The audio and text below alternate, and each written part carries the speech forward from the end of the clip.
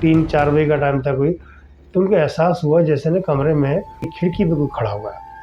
इनकी आँख खोली, देखा गौर से, खड़ा हुआ ऐसा बंदा है जिसका चेहरा जो सा ना बड़ा बदशक्ल सा है।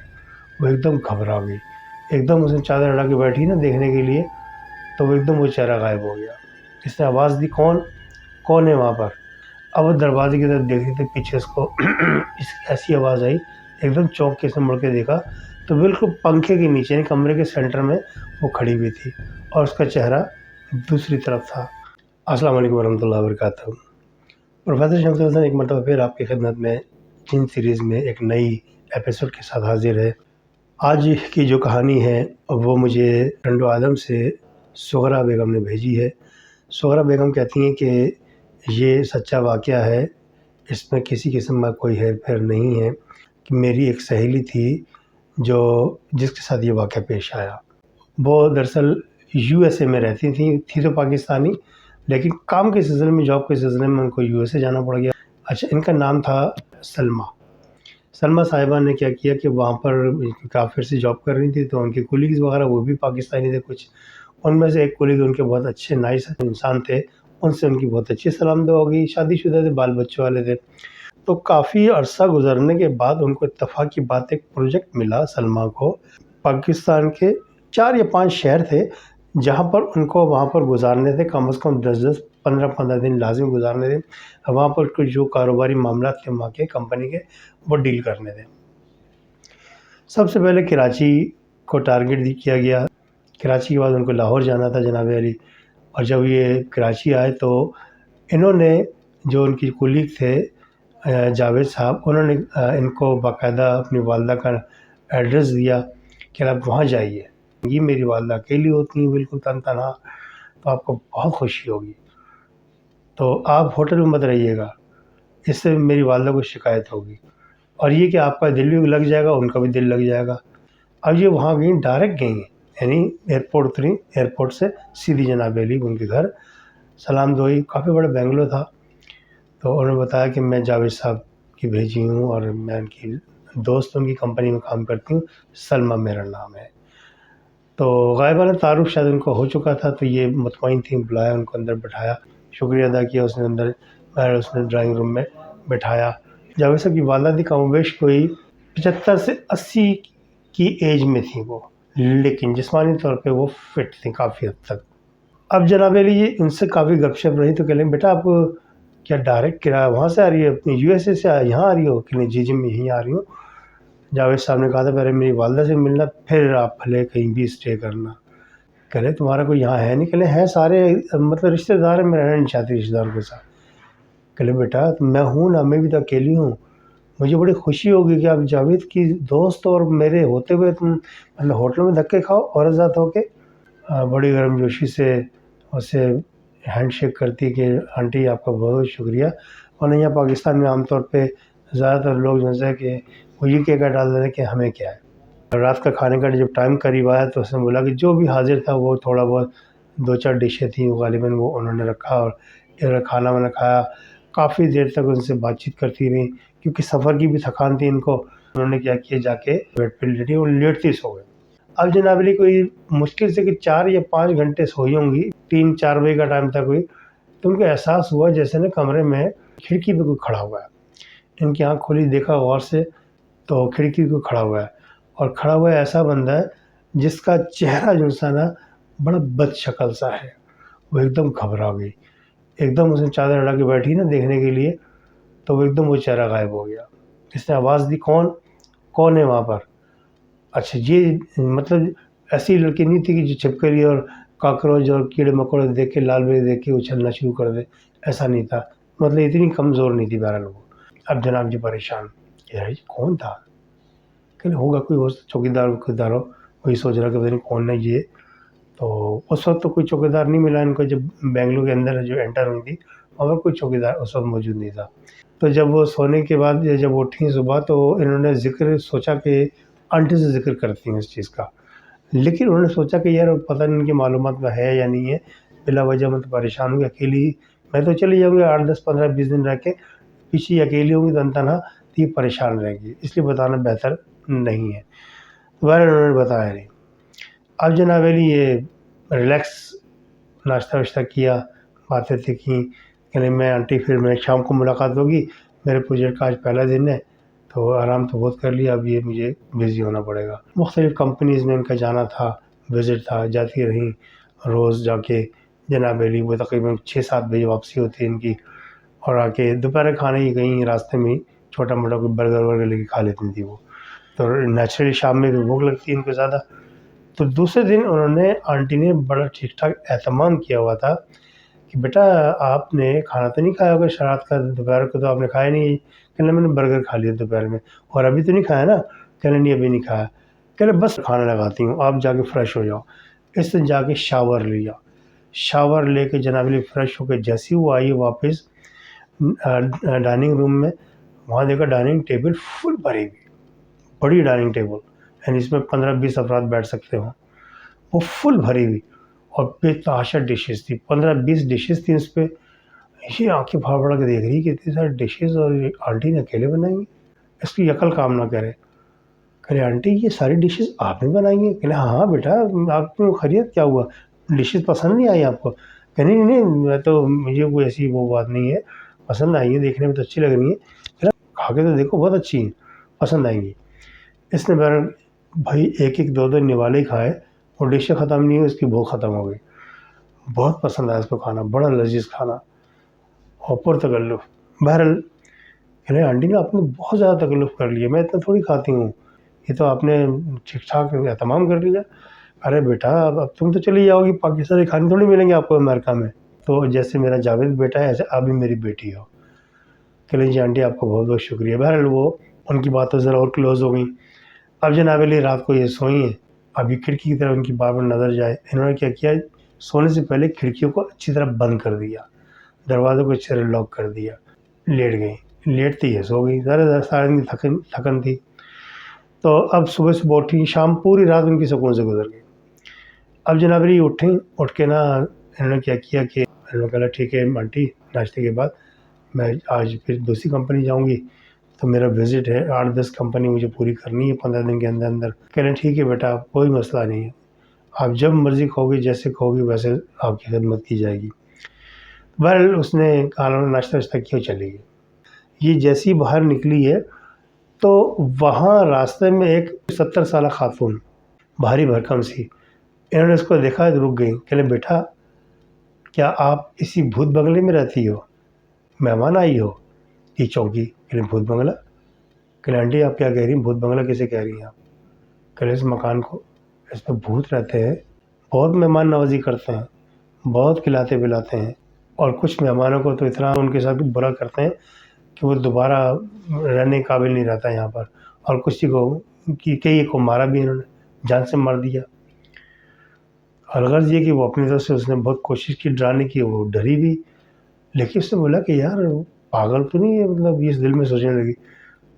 تو خیر ان کو ٹال ٹول کے یہ چل دیں، اب دن بھر سوچتی رہیں کہ یار اتنی بڑی کوئی بات کری، 70 سال کی عمر میں بڑھیا، تو یقیناً اس میں کچھ صداقت ہوگی نا، جھوٹ بول کے کیا ملے گا اس کو۔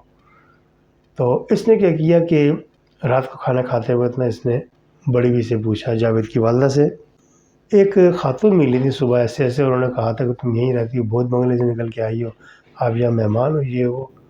تو بڑی بھی ایک لمحے کو چونکتی ہیں پھر مسکراتی ہیں، کہنے لگے کہ بیٹا لوگوں کا کیا ہے، لوگوں تو باتیں ملانے سے فرصت ہی نہیں ہے، وہ تو بس باتیں کرنا جانتے ہیں، آپ نے اپنا کام پورا کرنا اور یہاں سے چلے جانا ہے، آپ کو کوئی انشاءاللہ کوئی تکلیف نہیں ہوگی، میرا گھر ہے، میں اس کی مالکن ہوں۔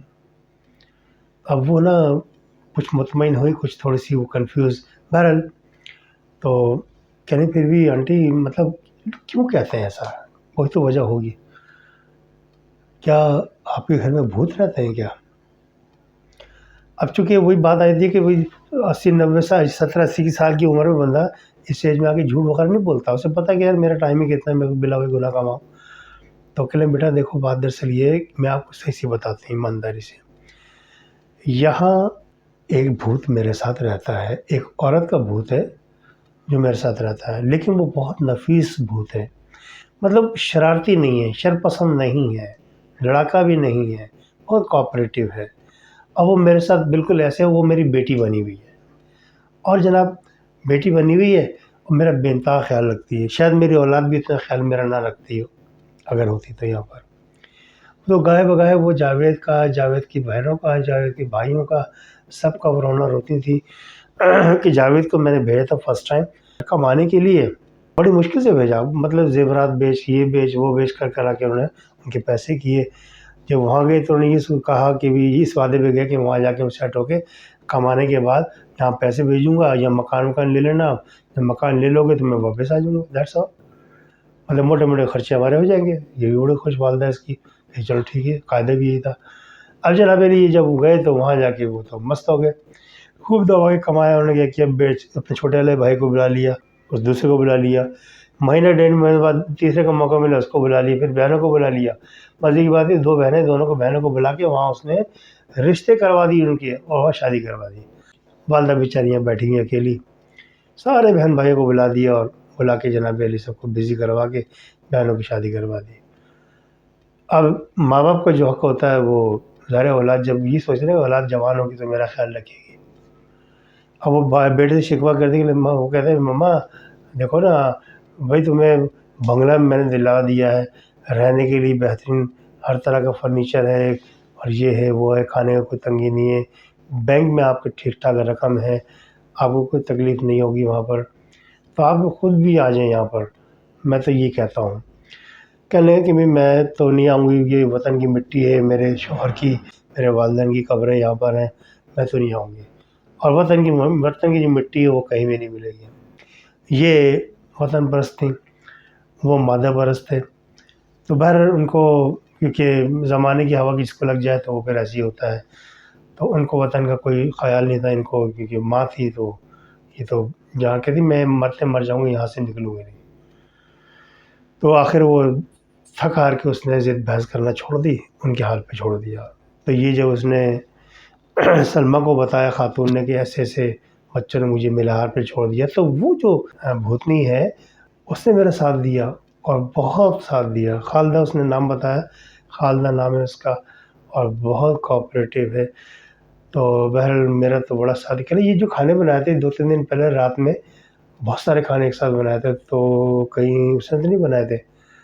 تو آنٹی مسکرائیں کہ ہاں بیٹا اسی نے بنایا تھا، میں کہاں بنا سکتی اتنے کھانے؟ کہ مجھے لگ رہا تھا کہ کہیں آنٹی کے پاس کوئی جادو کا چراغ تو نہیں ہے۔ اب چونکہ یہ تو بڑا اچھا بیہیویئر ان کا آنٹی کے ساتھ، آنٹی کا ان کے ساتھ بڑا اچھا بیہیویئر، تو وہ جو بھوتنی اگر ارد گرد میں ہوتی بھی تو وہ بھی دیکھ کے ان کے بیہیویئر کو مطمئن تھی۔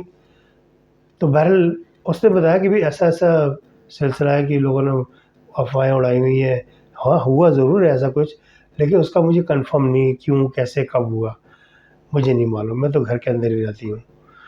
بہرحال یہ ان سے رخصت ہو گئے، رات کو جب یہ اپنے گھر میں اپنے کمرے میں گئیں، اب انہوں نے کیا کیا کہ دروازے کے قریب گئی، انہوں نے اس کو آواز دی، اس کا نام لے کے بار بار آواز دی، کہنے بھی دیکھو خالدہ آپ آؤ، خالدہ آپ آؤ، میں آپ سے ملنا چاہتی ہوں، آپ بہت اچھی خاتون ہو، آپ بہت رحم دل خاتون ہو، آپ نے آنٹی کا بہت خیال رکھا، میں آپ کا شکریہ ادا کرنا چاہتی ہوں، میں آپ سے ملنا چاہتی ہوں۔ تو بہرحال یہ کہ اس قسم کی باتیں وہ مسلسل کر رہی تھی۔ اب وہ دروازے کی طرف دیکھ رہی تھی، پیچھے اس کو اس کی ایسی آواز آئی، ایک دم چونک کے سے مڑ کے دیکھا تو بالکل پنکھے کے نیچے کمرے کے سینٹر میں وہ کھڑی ہوئی تھی اور اس کا چہرہ دوسری طرف تھا۔ کہنے خالدہ، کہتی جی، کہنے آپ یہاں کیسے آ گئی؟ دروازہ تو کہنے میرے لیے کوئی مسئلہ نہیں کہ میں کہیں سے بھی آ سکتی ہوں، میں انسان نہیں ہوں۔ تو کہنے کہ آپ چہرہ اپنا میری طرف کرو، کہنے آپ میرا چہرہ دیکھ پاؤ گی؟ کہنے کیوں؟ کہنے شاید آپ کو آنٹی نے نہیں بتایا کہ مجھے میرے شوہر نے جلا کے مارا ہے، یعنی تیزاب میرے اوپر پھینک دیا تھا، میرا پورا چہرہ جل گیا ہے، وہ تیزاب نہ صرف میرے چہرے کو جلایا، اس نے میرا سینہ اور کندھے بال سب جلا دیے، یعنی مجھے اب دیکھ کے کوئی یہ نہیں کہہ سکتا یہ عورت ہے یا مرد ہے۔ اس نے مطلب بہت بے دردانہ طریقے سے اس نے میرے ساتھ یہ ظلم کیا ہے، تو آپ مجھے دیکھ نہیں پاؤ گے، دیکھ نہیں سکتی۔ کہنے نہیں میں دیکھ لوں گی، میں نے ذہنی طور پہ اپنے آپ کو تیار کر لیا، جب آنٹی آپ کو دیکھ سکتی ہیں تو میں کیوں نہیں دیکھ سکتی؟ پلٹی ہوئی تو اس نے غور سے دیکھا، پورا حال بگڑا ہوا اس کا، آنکھیں تک اس کی جلی ہوئی تھی، یعنی ناک جلا ہوا تھا۔ الغرضی کہ پورا چہرہ ہی اس کا اتنی شدت سے جلایا گیا تھا تیزاب ڈال کے کہ وہ مر گئی۔ اب جناب علی پھر اس نے اس سے پوچھا کہ یہ ہوا کیا تھا۔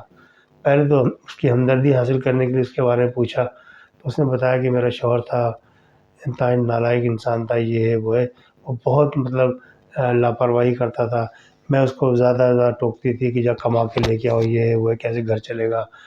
جیسے ظاہر عورت کا کام ہے گھر چلانا، لیکن پیسہ لانا تو مرد کا کام ہے۔ میں اس کے پیچھے پڑی رہتی تھی۔ ایک دن کیا ہوا کہ ہمارا بہت زیادہ جھگڑا بڑھ گیا، اور یعنی اس کو کہیں حساب کتاب کہیں اور بھی اس کا لگ رہا تھا کہ یہ کہیں اور بھی کسی خاتون کی دلچسپی لیتا ہے، مجھے شک تھا، اور شک کی بنیاد پہ میں نے اس کو اس بات پہ بھی لتاڑ دیا کہ یہ جو پیسہ تم کما رہے ہو ایک گھر چلانے کے لیے بھی نہیں پورا ہے وہ، اور آپ 2 گھر چلانے کی کوشش کر رہے ہو۔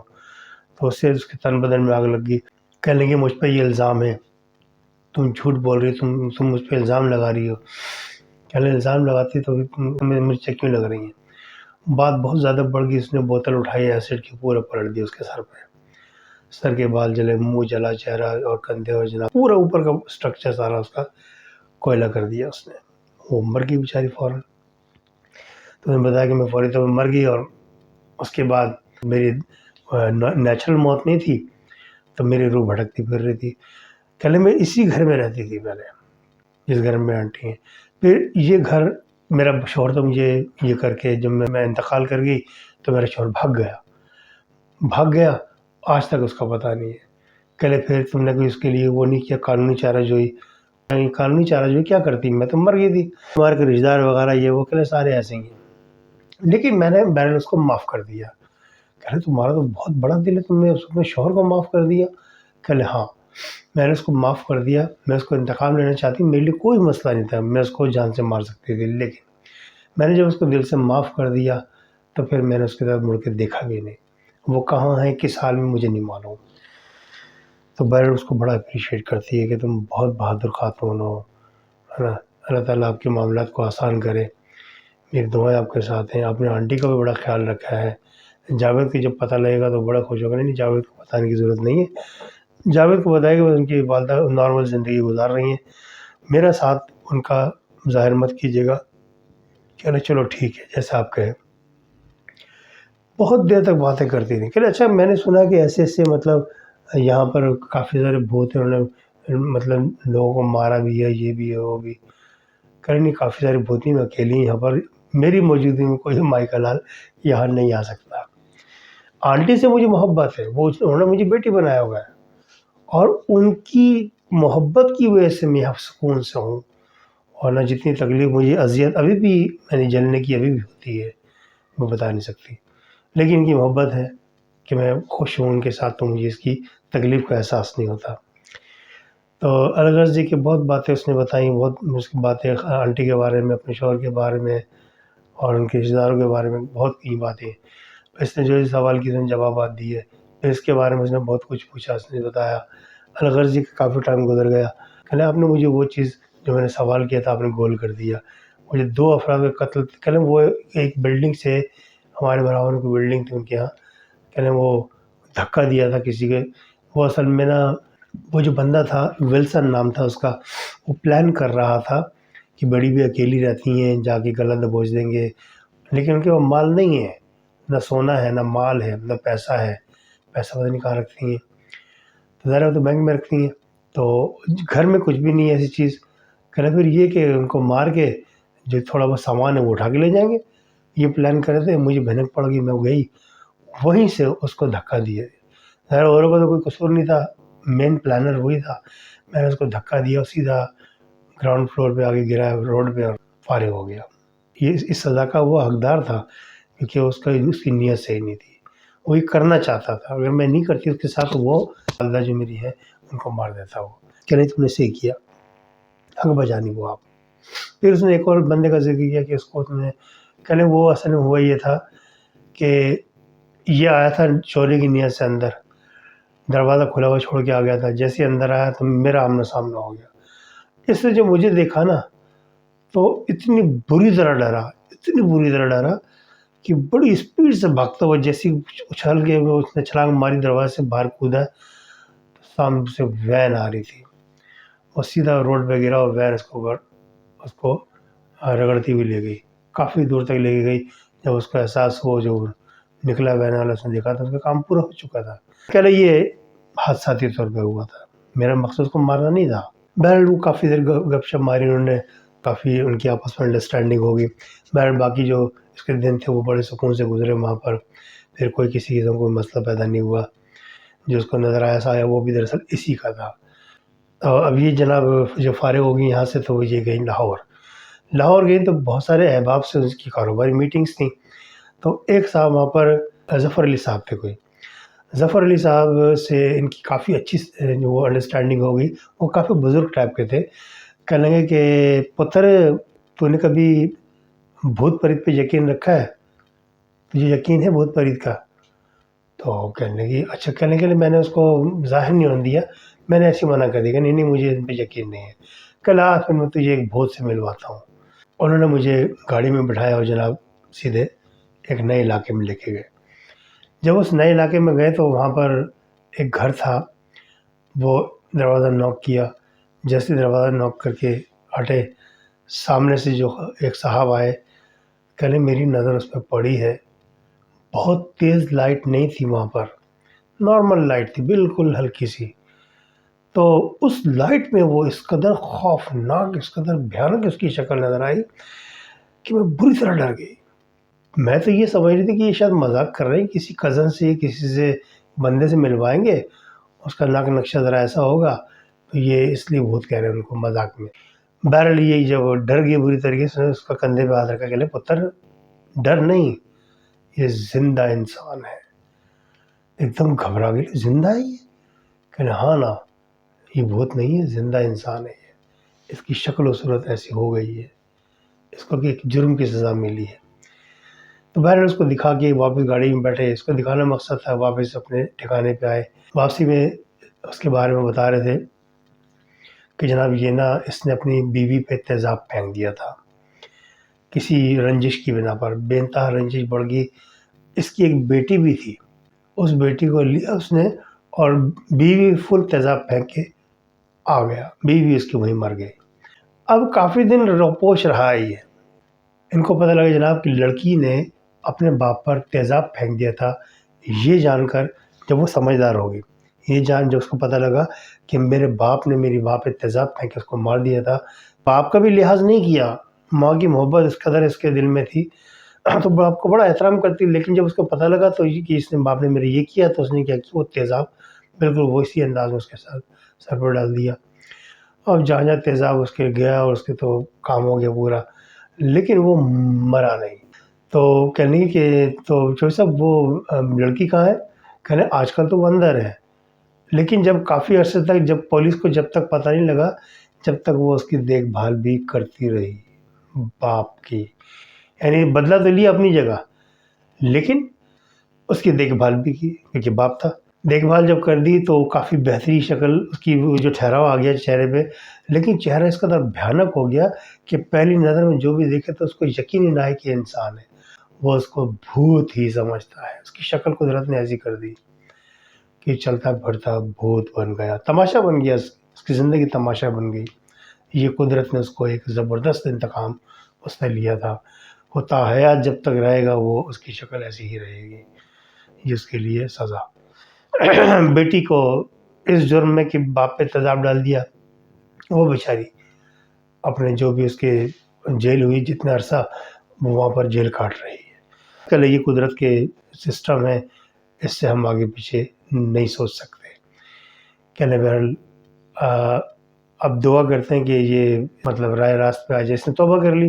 اب اس کو لوگ کیا کہتے ہیں؟ زندہ بھوت۔ یہ زندہ بھوت کے نام سے بڑا مشہور ہے، اور جب بھی لوگ بولتے ہیں زندہ بھوت کی طرف جانا تو لوگ ڈر جاتے ہیں کہ نہیں وہاں نہیں جانا، وہ اس قدر خوفناک ہے تو انسان نے کس قدر خوفناک ہے کہ بچے ڈر جاتے ہیں۔ ہمیں بھی خوف آتا ہے، ہم نہیں جائیں گے وہاں پر۔ تو الغرض یہ کہ وہ زندہ مثال بن گیا کہ لوگ جب برا کرتے ہیں تو اللہ تبارک و تعالیٰ اس سے کیسے کیسے انتقام لیتے ہیں۔ اس کو مارا بھی نہیں، عبرت کا نشان بنا دیا۔ مجھے امید ہے کہ آج کی یہ کہانی آپ کو پسند آئی ہوگی، اور نئے ویور سے میری التماس ہے کہ وہ میرے چینل کو سبسکرائب لازمی کریں، ویڈیو دیکھنے کے بعد لازمی اس کو لائک کریں اور شیئر کریں۔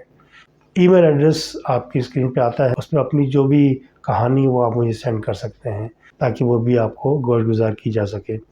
اس کے ساتھ ہی پروفیسر شمس الحسن کو اجازت دیجیے۔ السلام علیکم۔